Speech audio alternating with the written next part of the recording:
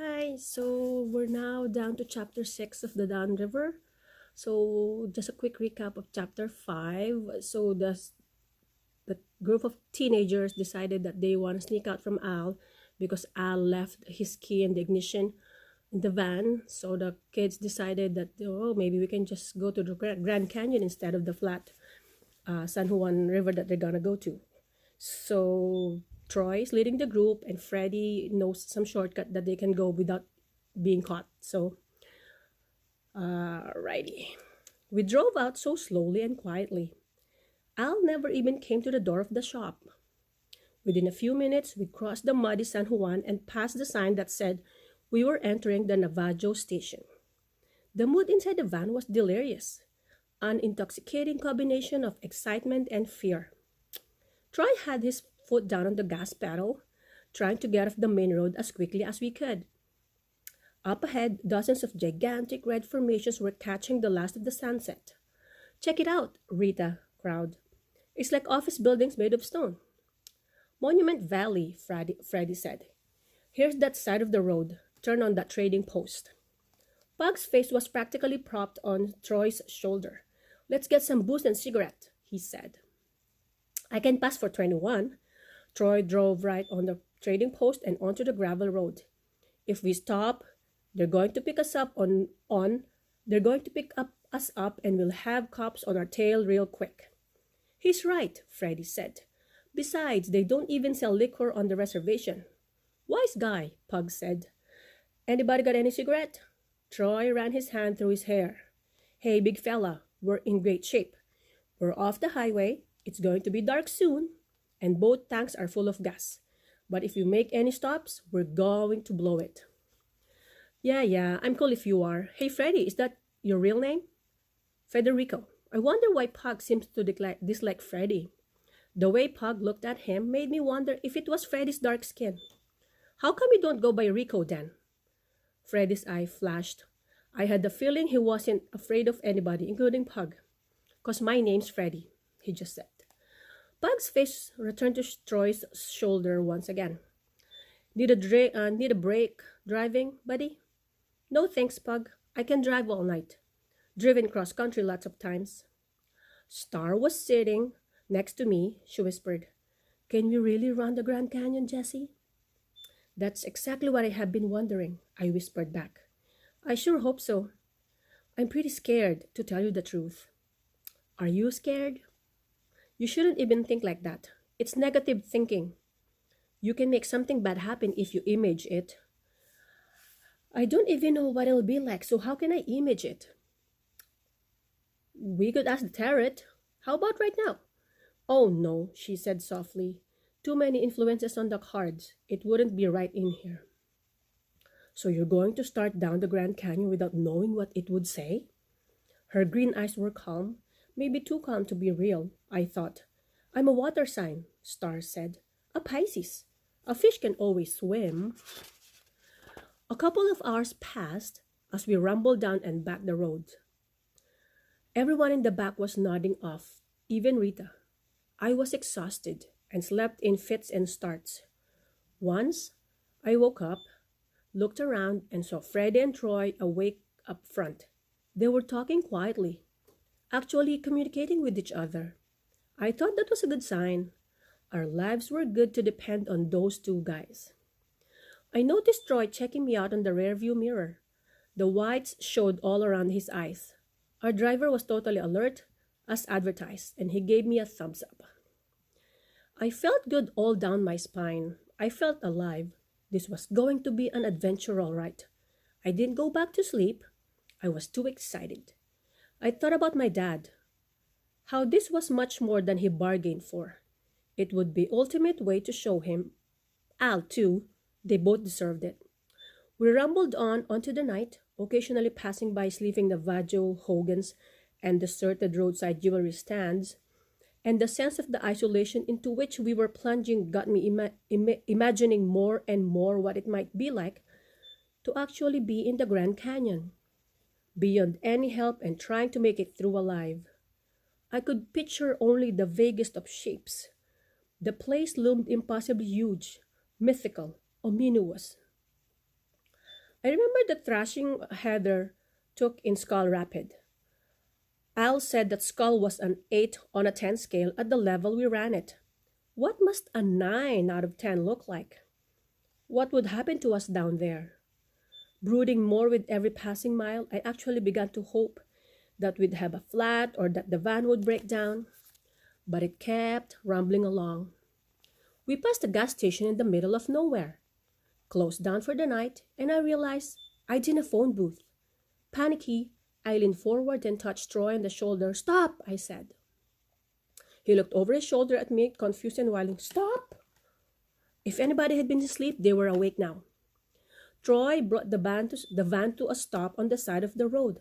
"What is it?" I was practically desperate. I didn't care what anybody thought. "I have to make a phone call," I said. "You're kidding," Pug said. He looked around. She thought she'd make a phone call. I was backing out the side door. Everyone's eyes were on me. I just kept going, got outside, and started running back toward the gas station. Troy caught up with me as I ran. "What are you doing?" "Making a phone call." "Who are you calling?" "My father." He looked sick. He didn't say anything. He just kept jogging. "Don't worry. I won't say where we are or where we're going. I just have to talk to him, okay?" When I got there, Troy stood only 15 feet away from the booth. I went inside, shut the door, and turned my back at him. I was breathing hard as I asked the operator to make the call collect. I was afraid Madeline would answer. I was so panicky. I didn't know what I would do if she answered. My father answered. "Jesse, is that you? Where are you?" I felt so confused. Now, what was I going to do? Why was I calling him? "That's not important," I said, still breathing hard and my heart going wild. "Jesse, are you all right?" Troy, I realized, was standing right on the phone booth. "Sure. You don't sound so good. Is anything wrong?" No, nothing's wrong. Where are you calling from?" Somehow he knew I wasn't where I was supposed to be. What was I wanted to tell him? "Look, Dad, we're going to do something, okay?" "Jesse, talk to me. You can talk to me. What is it you're going to do?" I looked up into Troy's face. He was pretty unhappy and he was signaling with his finger across the throat. I wasn't answering my dad. I was so confused. "Jesse, I have confidence in you. I know you'll do the right thing. Don't make any choices you won't want to live with, okay?" "Sure, Dad," I sniffled.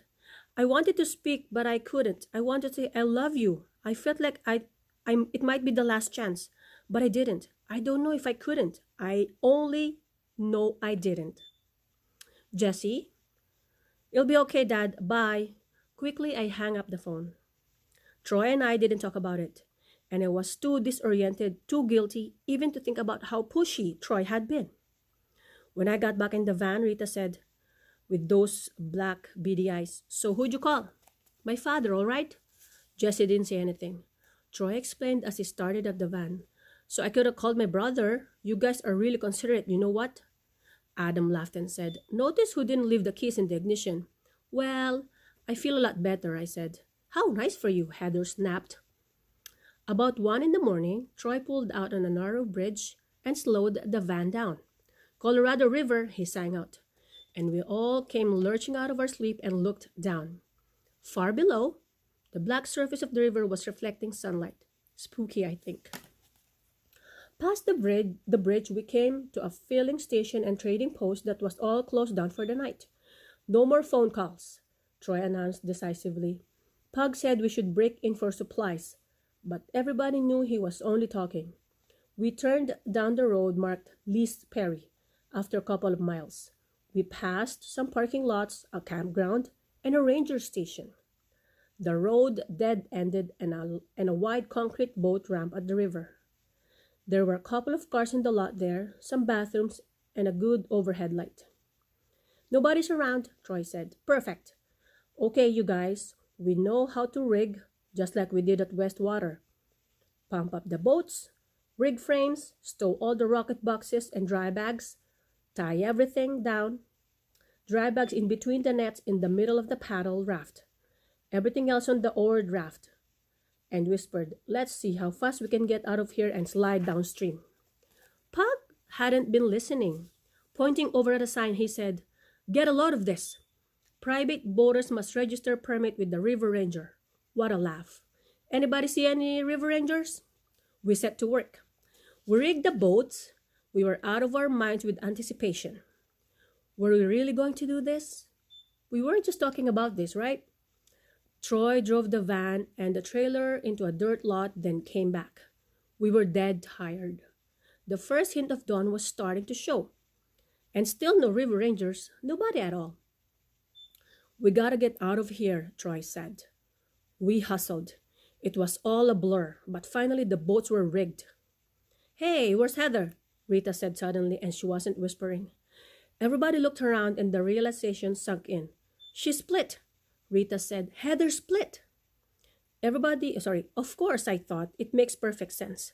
"Run up to the John," Troy ordered. "Check both of them." Rita and Adam came running back. "Gone," they said, breathing hard. "What do we do?" "Yeah," Pug said. "What if she squeals?" Troy reached for his life jacket. "Forget it, so she squeals." We moved toward the boat. One was a paddle raft with all of our personal stuff in the dry bags, and one was a rowed raft with all the food and group gear. "Who's rowing?" I asked. Al had rowed on the Westwater trip. "I am," Troy answered. "Let's get going."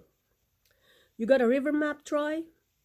Freddie asked. Troy waved his arms impatiently. His eyes were jumpy. I'd never seen him nervous like this before. "I got my Arizona road map," he said. "It's got the river on it." He didn't say it like a joke. That was the thing. Adam didn't even make the hay out of it, and he'd never been handed a better setup. This was the moment.